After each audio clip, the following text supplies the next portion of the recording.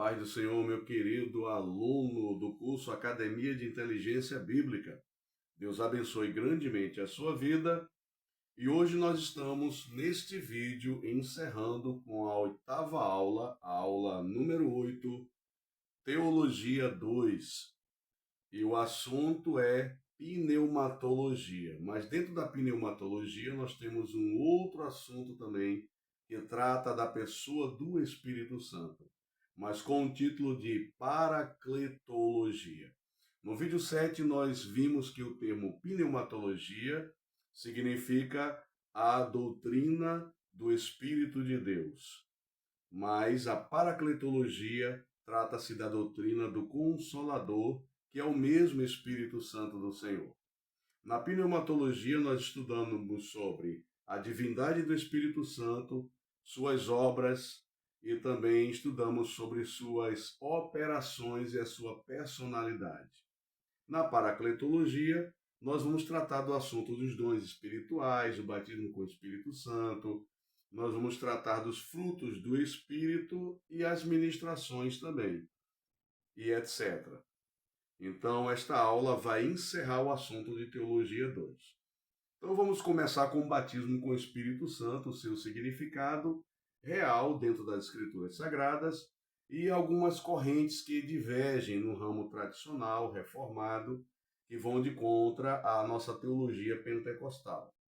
Nós vamos ver o que é que os sessionistas defendem ou falam sobre a questão do batismo com o Espírito Santo.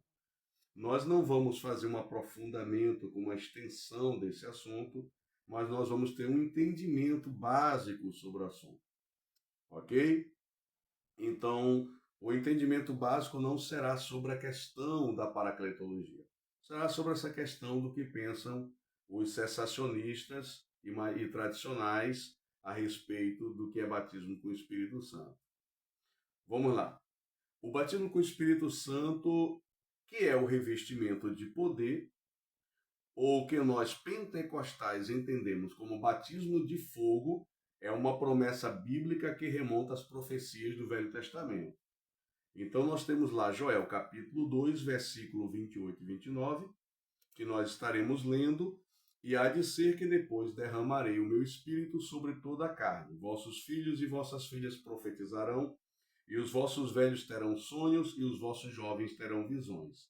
E também sobre os servos e sobre as servas naqueles dias derramarei o meu espírito.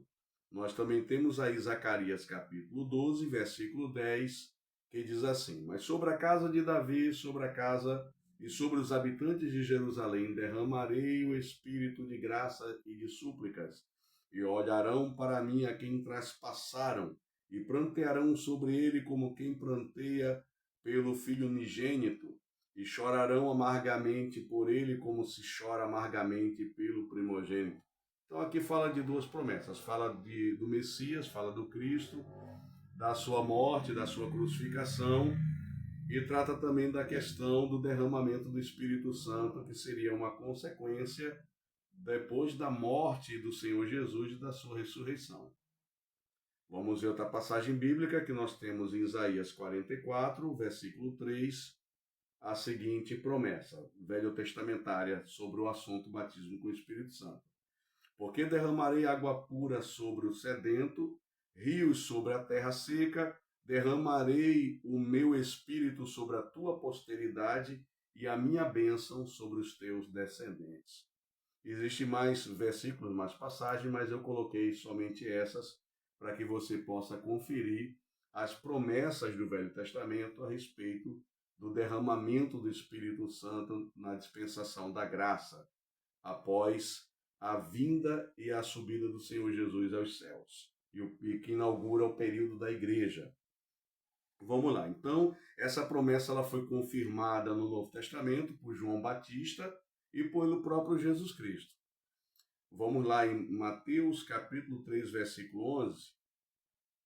Mateus capítulo 3, versículo 11, que diz assim: Eu em verdade vos batizo com água para o arrependimento, mas aquele que vem após mim é mais poderoso do que eu, cujas sandálias não sou digno de lavar. Ele vos batizará com o Espírito Santo e com fogo. Então o próprio João Batista ele está dizendo que ele batiza com água para o arrependimento. O homem, os ministros de Deus, como eu, que sou pastor, eu tenho a autoridade, a chancela ministerial e divina também de batizar com água para o arrependimento. Todos os pastores, presbíteros, bispos, ministros do Evangelho, que são devidamente credenciados por imposição de mão e receber a unção de Deus para pastorear, para ministrar, têm a autoridade de batizar com água. Porém, o único que pode batizar com o Espírito Santo com fogo é o Senhor Jesus Cristo. Somente Ele pode dar esse batismo ao convertido. Vamos lá então, prosseguimos. Aí nós temos alguns textos também, nos quais você vai ver tanto João Batista como Jesus afirmando que Jesus é o que batiza com o Espírito Santo com fogo. Então você pode ver depois aí, Marcos capítulo 1, versículo 8, Lucas 3,16, João 7, 37 a 39, vai anotando aí. João capítulo 1, versículo 32 e 33, Atos 11, 16, Marcos 16, 16, 17, Lucas 24, 49 e 52, e Atos capítulo 1, versículo 12 até o 14.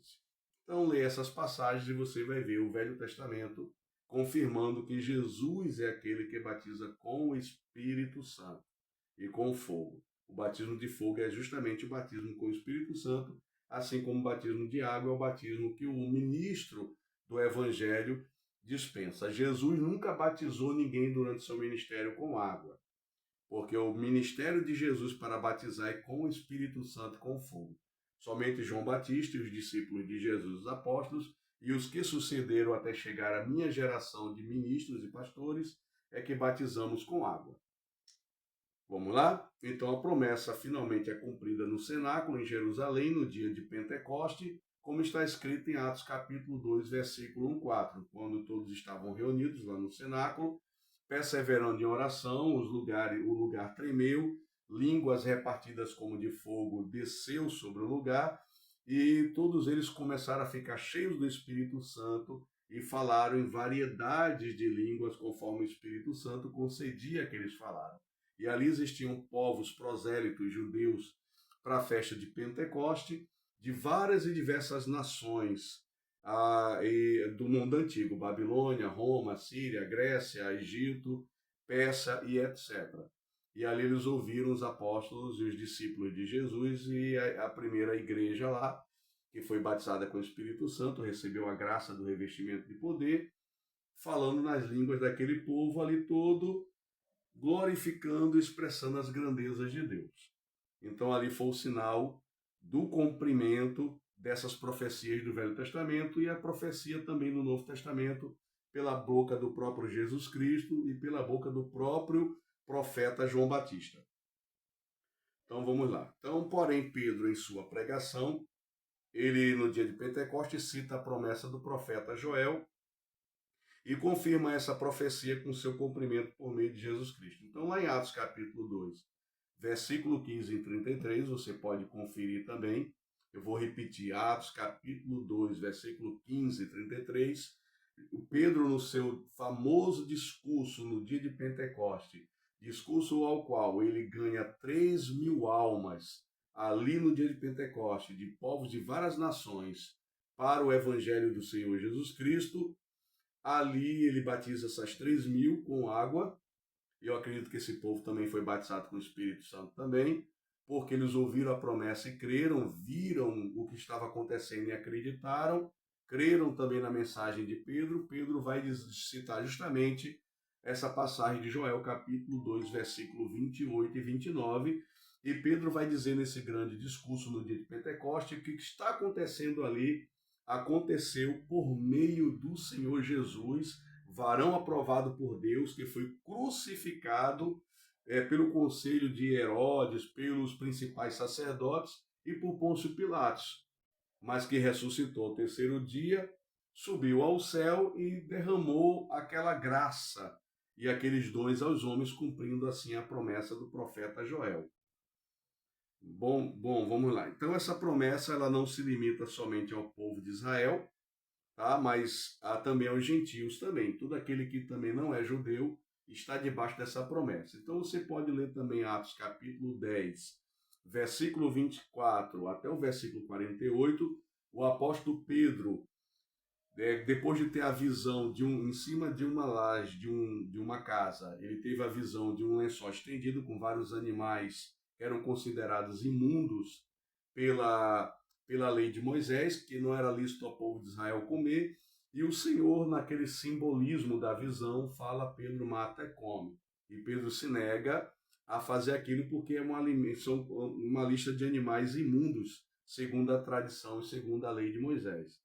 Então Deus fala: não considere imundo aquilo que eu purifiquei. Na verdade, não era uma interpretação literal dos animais. Ali Deus estava usando a simbologia da visão para indicar a Pedro que o povo que era considerado imundo, que era o povo gentil, que estava sem Cristo no mundo, alheio às promessas de Deus a Israel, ignorantes da lei do Senhor, agora esse povo ia ser alcançado pelo poder do Evangelho e seriam cheios também do Espírito Santo e seriam constituídos povo de Deus também, de todas as línguas, raças e nações. Então Pedro foi até a casa de Cornélio, movido por essa visão, na direção do Espírito Santo, e chegando lá, pregou o evangelho na casa de Cornélio, centurião romano, e ele, todos os romanos e gentios que estavam ali na casa dele, creram e ouviram a mensagem, foram batizados com o Espírito Santo e começaram a falar em variedade de línguas.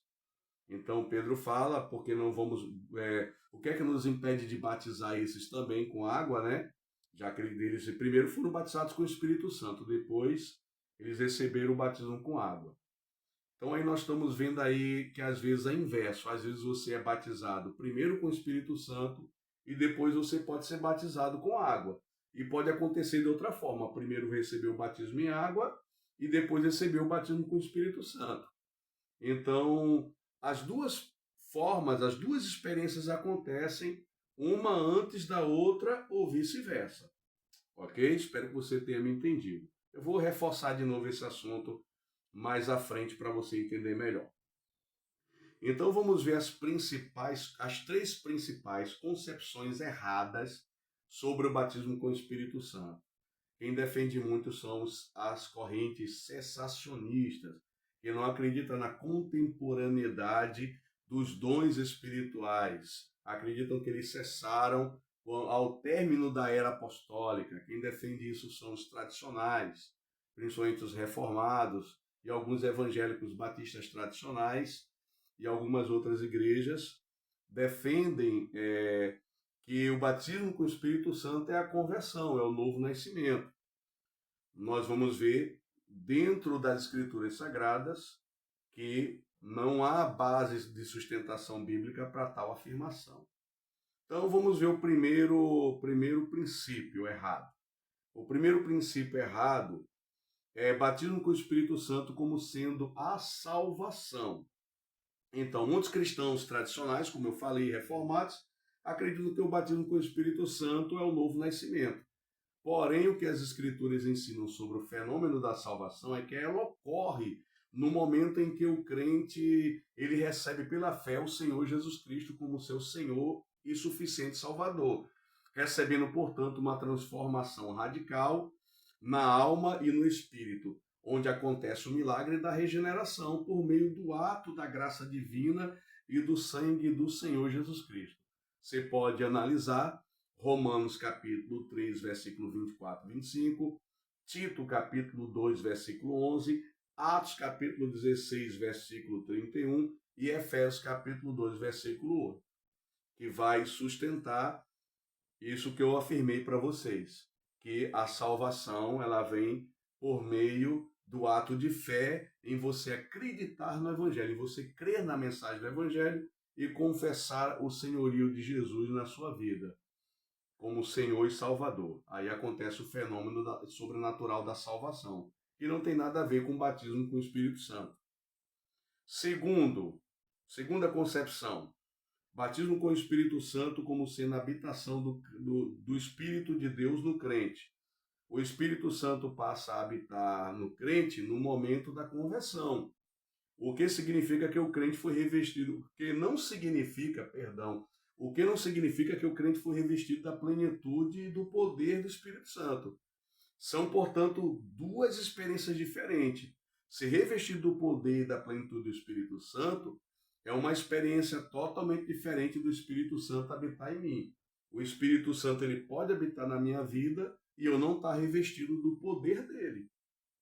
Pode acontecer isso, eu não estar revestido do poder do Espírito Santo, estar cheio do Espírito Santo, mas ter a pessoa do Espírito Santo habitando em mim. Vamos lá. Terceira concepção, batismo com o Espírito Santo como sendo a santificação. Então, o batismo com o Espírito Santo não é a santificação. Santificação não é o batismo com o Espírito Santo, isso é a santificação é um fenômeno espiritual. É somente o processo de alinhamento do caráter do convertido ao caráter de Cristo. É uma obra iniciada pelo Espírito Santo no interior da alma do crente após a sua conversão, para mantê-lo firme na fé, aperfeiçoá-lo até a volta de Jesus. Então, analisa aí na sua Bíblia, em Efésios capítulo 4, versículo 13, e Mateus capítulo 5, versículo 8. Aí nós temos um grande exemplo, que é a igreja de Coríntios. A igreja de Coríntios é uma igreja que tinha diversos dons espirituais, uma igreja riquíssima em dons do Espírito Santo. Você pode analisar o que eu estou falando lá em 1 Coríntios capítulo 3, versículo de 1 a 3, que fala que mesmo eles sendo ricos em dons espirituais, Paulo os considera carnais e infantis na fé, porque eles tinham obras da carne, como a porfia, partidarismos, divisões. Isso eram obras da carne e eles eram carnais e imaturos. E o que confirma que mesmo eles tendo essa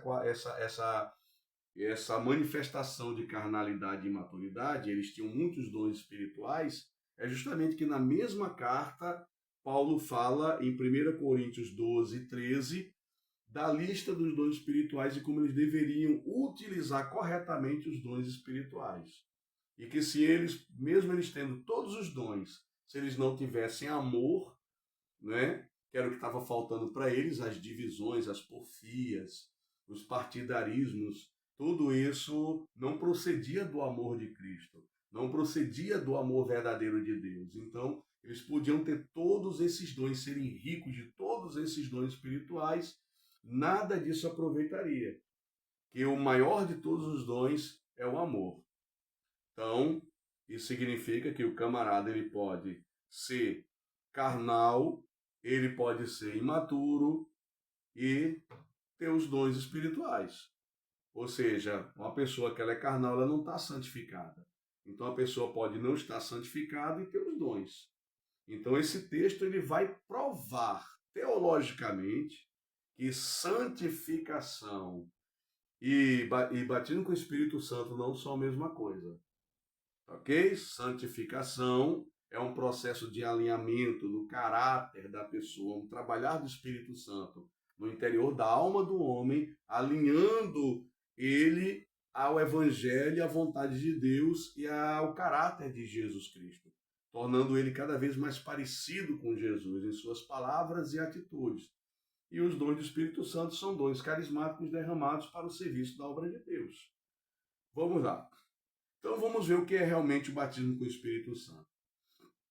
O batismo com o Espírito Santo é um revestimento do poder de Deus no crente, com a finalidade de tornar a sua vida de serviço ao reino de Deus mais eficaz e poderosa.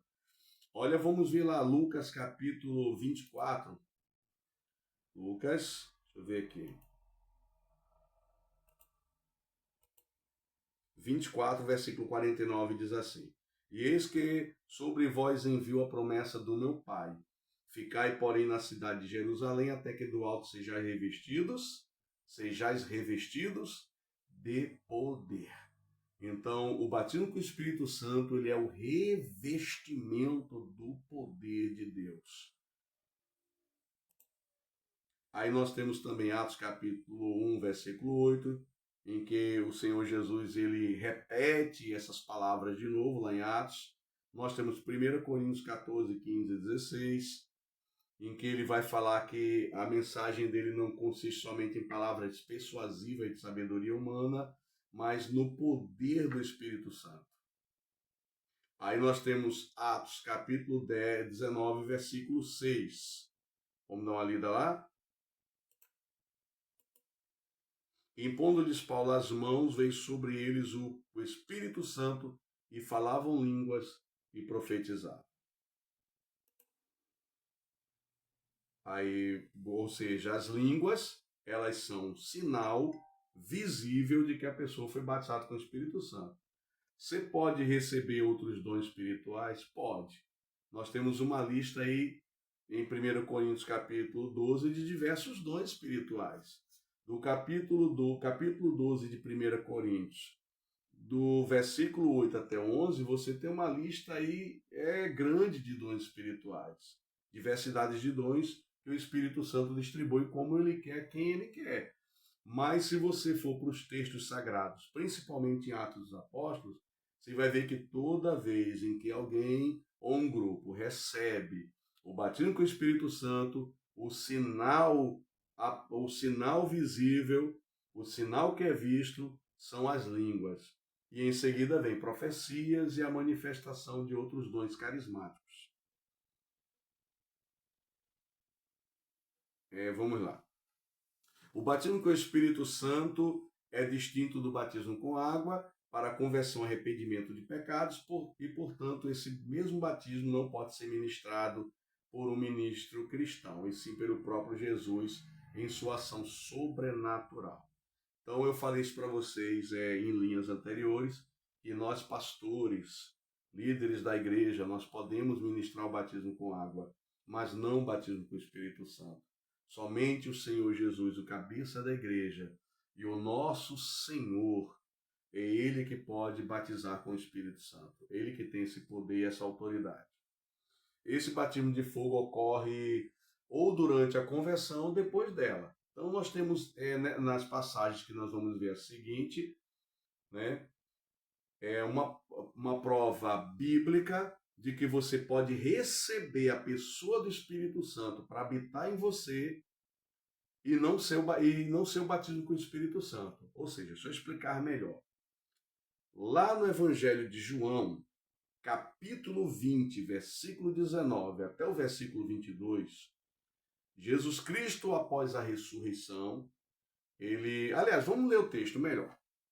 Vou explicar melhor lendo o texto. João 20, versículo 19 até o 22. Chegado, pois, a tarde daquele dia, o primeiro da semana, e cerradas as portas onde os discípulos, com medo dos judeus, se tinham ajuntado, chegou Jesus e pôs-se no meio e disse-lhes: Paz seja convosco. E dizendo isto, mostrou-lhes as mãos e o lado, de sorte que os discípulos se alegraram vendo o Senhor. Disse-lhe Jesus: Pois outra vez, paz seja convosco. Assim como o Pai me enviou, também eu vos envio a vós. Havendo dito isto, presta atenção, último versículo. E havendo dito isto, assoprou sobre eles e disse-lhes: Recebei o Espírito Santo. Eles receberam o Espírito Santo.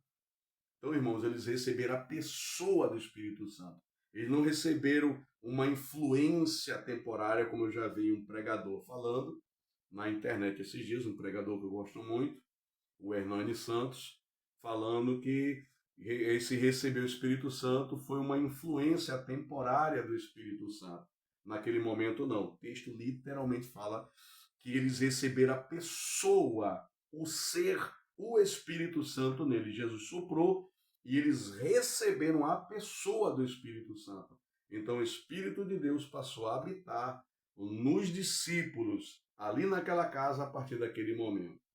Aí nós temos Atos capítulo 1, versículo 4 e 5, onde Jesus fala: E estando com eles, determinou-lhes que não se ausentassem de Jerusalém, mas que esperassem a promessa do Pai, e que disse ele: De mim ouviste, porque na verdade João batizou com água, mas vós sereis batizados com o Espírito Santo não muito depois destes dias. Então observe, semanas anteriores, Eles receberam o Espírito Santo na ação de Jesus soprar sobre eles. Então eles já tinham a pessoa do Espírito Santo. E depois Jesus fala, depois de muitos dias, muitas semanas, que eles receberiam o batismo com o Espírito Santo, o revestimento de poder. Então nós temos aí uma prova firme de que o batismo com o Espírito Santo não é a mesma coisa de você receber a pessoa do Espírito Santo. A pessoa do Espírito Santo você recebe na regeneração e no novo nascimento, a partir do momento da sua conversão a Jesus Cristo. Vamos lá, vamos prosseguir. Então nós temos aí Atos capítulo 10, versículo 44 e 47, mostra que você pode também ter a experiência inversa. Eu disse anteriormente o quê? Que os discípulos foram batizados durante o ministério de Jesus com água, por João Batista. Os discípulos receberam o Espírito Santo naquela casa, alguns dias após a ressurreição de Jesus, quando apareceu a eles. Eles viram Jesus ressuscitado pela primeira vez, eles não tinham visto, só quem viu foi Maria Madalena, Marta e Maria. Depois o Senhor Jesus em Atos manda eles esperarem em Jerusalém para serem literalmente batizados com o Espírito Santo e receberem a promessa do batismo. Depois eles são batizados com o Espírito Santo no cenáculo, no capítulo 2, quando eles são no dia de Pentecoste. E depois aquela passagem que eu citei de Cornélio, quando Pedro, lá em Atos capítulo 10, versículo 44 a 47, eu vou ler aqui, e dizendo Pedro ainda estas palavras, caiu o Espírito Santo sobre todos os que ouviam a palavra. E os fiéis que eram da circuncisão, todos quantos tinham vindo com Pedro, maravilharam-se de que o dom do Espírito Santo se derramasse sobre os gentios, porque os ouviam falar em línguas e magnificar a Deus. Respondeu então Pedro: pode alguém porventura recusar a água para que não sejam batizados estes que também receberam como nós o Espírito Santo? Olha aí. Esses aí, primeiro, eles não foram batizados com água, eles foram primeiro evangelizados, ouviram a mensagem do Evangelho, creram na mensagem do Evangelho, entregaram suas vidas a Jesus. No mesmo dia que entregaram suas vidas a Jesus, já foram batizados com o Espírito Santo e só depois oficializaram publicamente sua confissão de fé através do batismo em águas. Então, a experiência aconteceu de outra forma, como aconteceu com os discípulos. Vamos lá, vamos prosseguir. A finalidade dos dons espirituais. Então, o escritor da carta aos Hebreus disse a respeito da mensagem de salvação pregada pelos discípulos de Jesus como: testificando também Deus com eles por sinais e milagres e várias maravilhas e dons do Espírito Santo, distribuídos por sua vontade. Hebreus capítulo 2, versículo 4. Então, amados, isso significa que os dons do Espírito Santo possuem duas finalidades essenciais. Quais são? A edificação da igreja, né? E o sinal para a conversão dos pecadores. A questão da edificação da igreja está lá em 1 Coríntios, capítulo 12, versículo 7, que você pode analisar lá. Mas a manifestação do Espírito é dada a cada um para o que for útil. Então, para utilidade, para edificação da igreja, para crescimento do corpo de Cristo, que serve os dons espirituais. É útil para o crescimento da obra de Deus e da igreja. E a finalidade de ser um sinal para a conversão dos pecadores? Está lá em 1 Coríntios 2, 4, 5. Vamos lá, uma lida? E a minha palavra e a minha pregação não consistiram em palavras persuasivas de sabedoria humana, mas em demonstração do Espírito e de poder, para que a vossa fé não se apoiasse em sabedoria dos homens, mas no poder de Deus. Então Paulo está dizendo que quando ele foi evangelizar os coríntios, ele os evangelizou, ele pregou para eles não com sabedoria de palavras, não com filosofia, não com palavras de autoajuda, mas ele não com ciência humana, mas foi com demonstração do poder do Espírito Santo e com os sinais maravilhosos de Deus. Então foi assim que ele pregou o evangelho para eles. Vamos lá.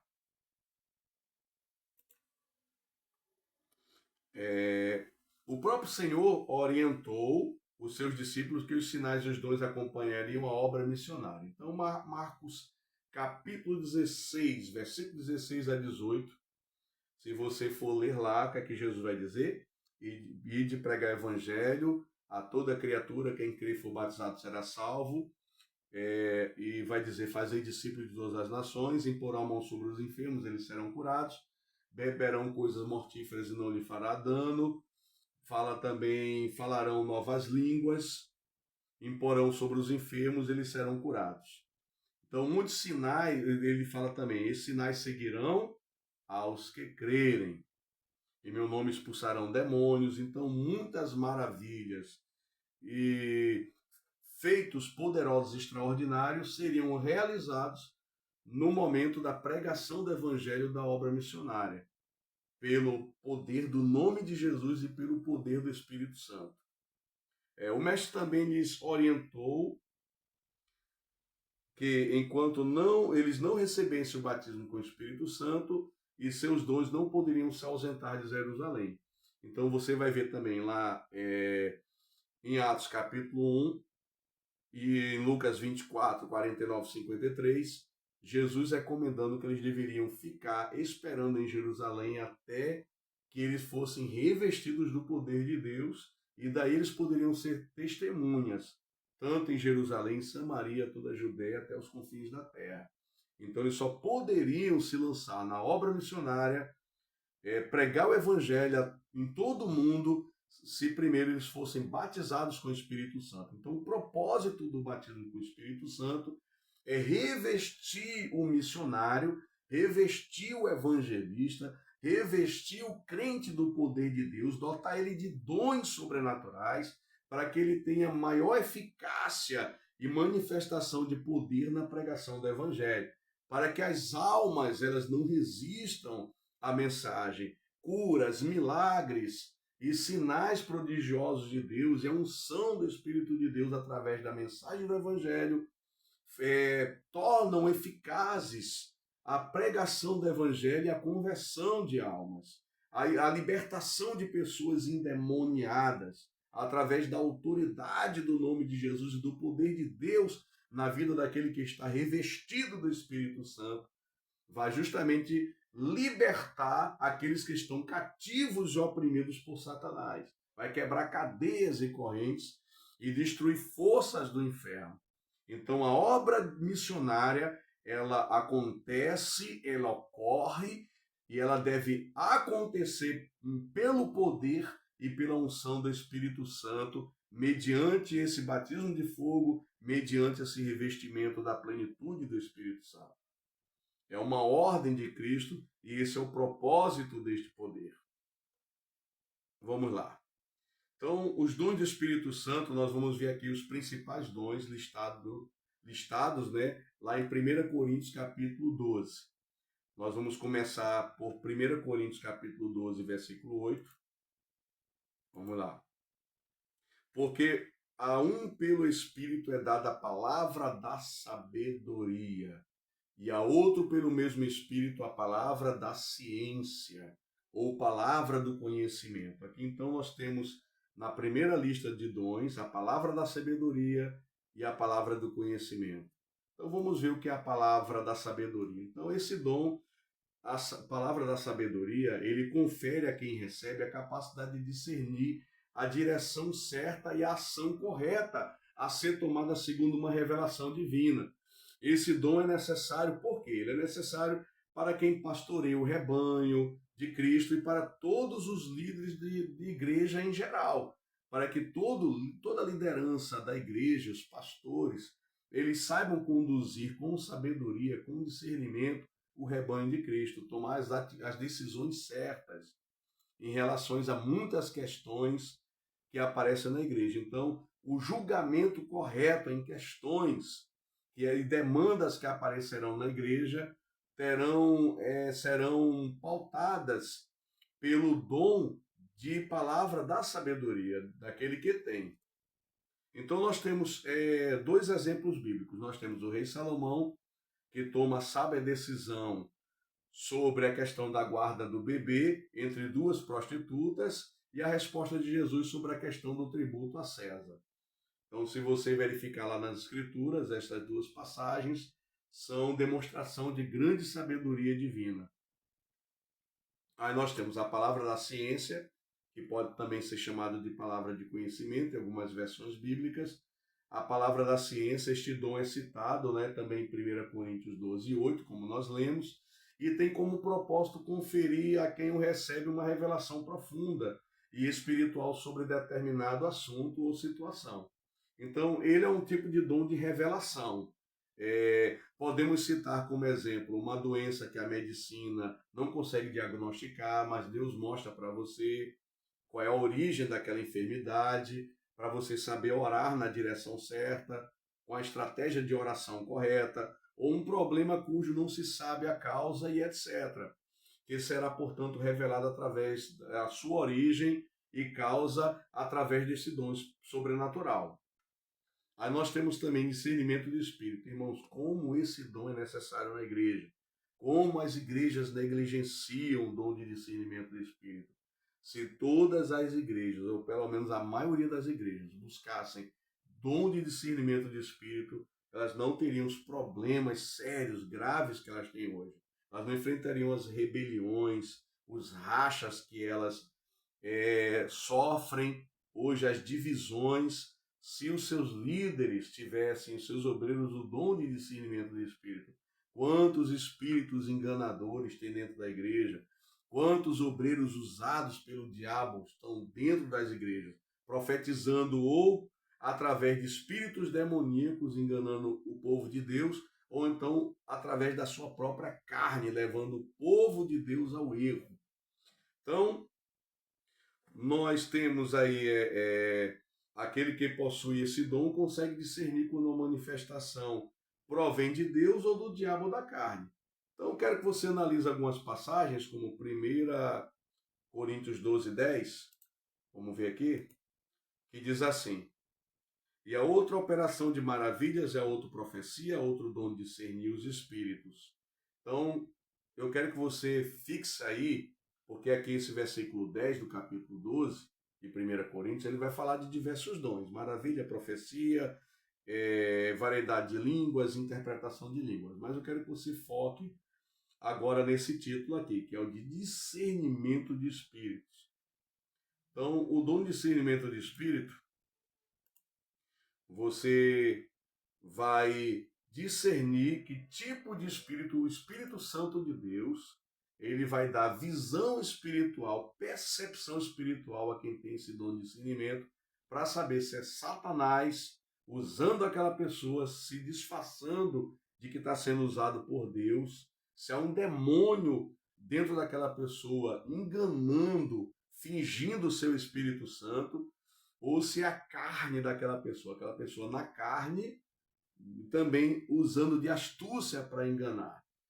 Quem também está na carne usando de astúcia para enganar, talvez não esteja possesso, com certeza, mas há uma influência de Satanás usando a mente daquela pessoa para ela dar lugar à carne e fazer o jogo do diabo. Então, seja na carne ou seja por possessão, tudo tem influência demoníaca. Então, nós temos aí 1 Timóteo capítulo 4:1, que o apóstolo Paulo ele fala o seguinte, que isso seria um dos sinais da igreja moderna, da igreja dos últimos tempos, que expressamente diz que nos últimos tempos, mas o Espírito, 1 Timóteo 4, versículo 1, diz assim: mas o Espírito expressamente diz que nos últimos tempos apostatarão alguns da fé, dando ouvidos a espíritos enganadores e a doutrinas de demônios. Então, devido o povo estar dando ouvido a espíritos enganadores e a doutrinas de demônios, é que faz-se necessário, principalmente nos tempos de hoje, nos tempos modernos, porque nós estamos no final dos tempos. Dom, nós buscarmos, nós como líderes espirituais, buscarmos o dom de interpretação de língua. Então você que estuda teologia, você que está fazendo curso comigo, se você tem dons de línguas, ou dom de profecia, ou qualquer outro dom, peça a Deus para te dar dons de discernimento de espírito. Eu tenho esse dom de discernimento de espírito. Eu poderia contar alguns testemunhos, algumas experiências de discernimento, em que Deus tirou a máscara daqueles que estavam enganando a igreja na minha frente, mas não é o propósito desta aula e o vídeo ficaria muito prolongado. Vamos lá. Pois bem, aí você pode ler também Efésios capítulo 4, versículo 14, João 2, 26 e, aliás, 1 João 2, 26, que diz que nós devemos provar os espíritos, se vem de Deus, e 2 João, versículo 7. Então, leia essas passagens que vai endossar o que eu estou dizendo. Nós temos aí o dom da fé. O dom da fé está lá em 1 Coríntios 19, aliás, 1 Coríntios 12, versículo 9, que fala também que a fé é um dom.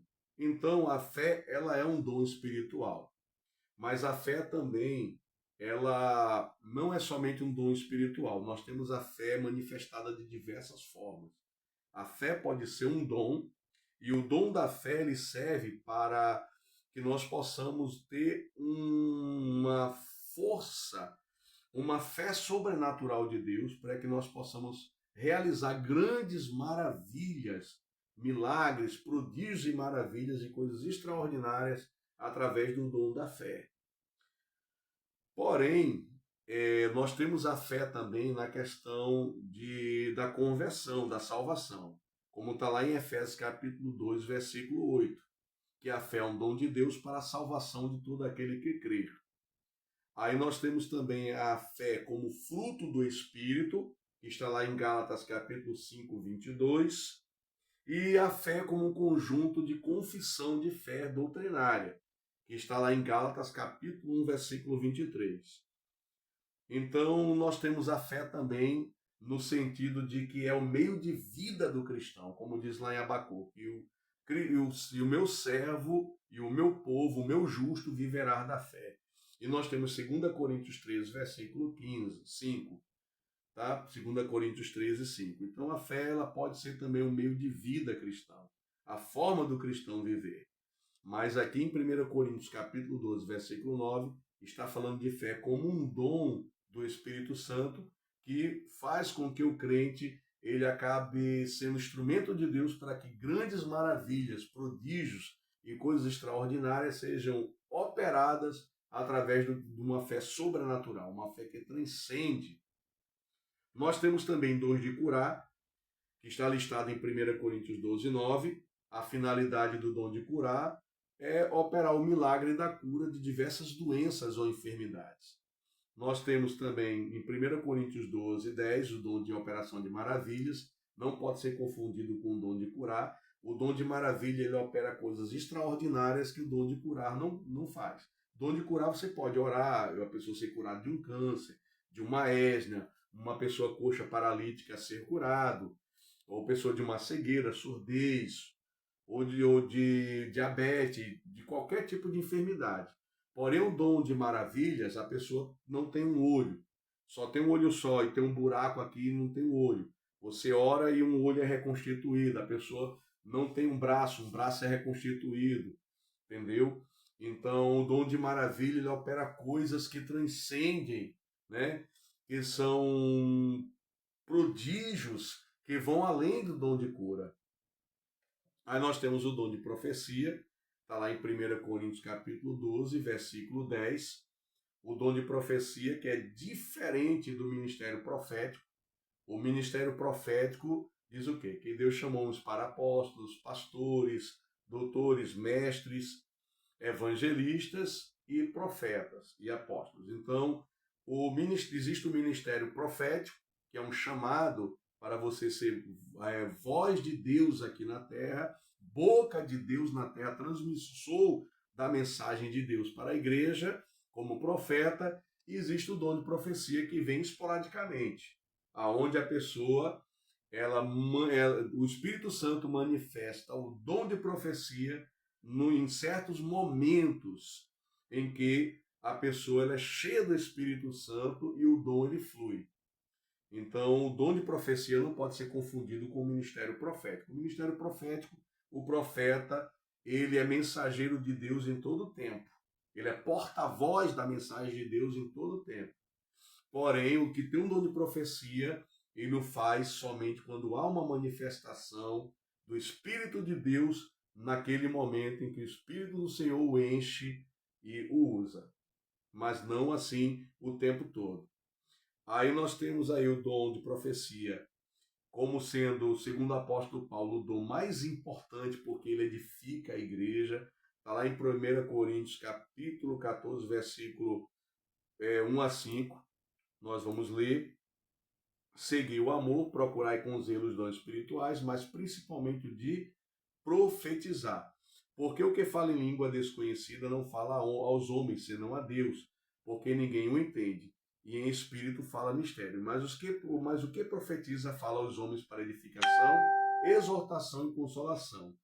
O que fala em línguas desconhecidas edifica-se a si mesmo, mas o que profetiza edifica a igreja. E eu quero que todos vós faleis em línguas, mas muito mais que profetizeis, porque o que profetiza é maior do que o que fala em línguas, a não ser que também interprete para que a igreja receba edificação. Então, aqui o apóstolo Paulo está falando que o dom de profecia é o dom mais importante.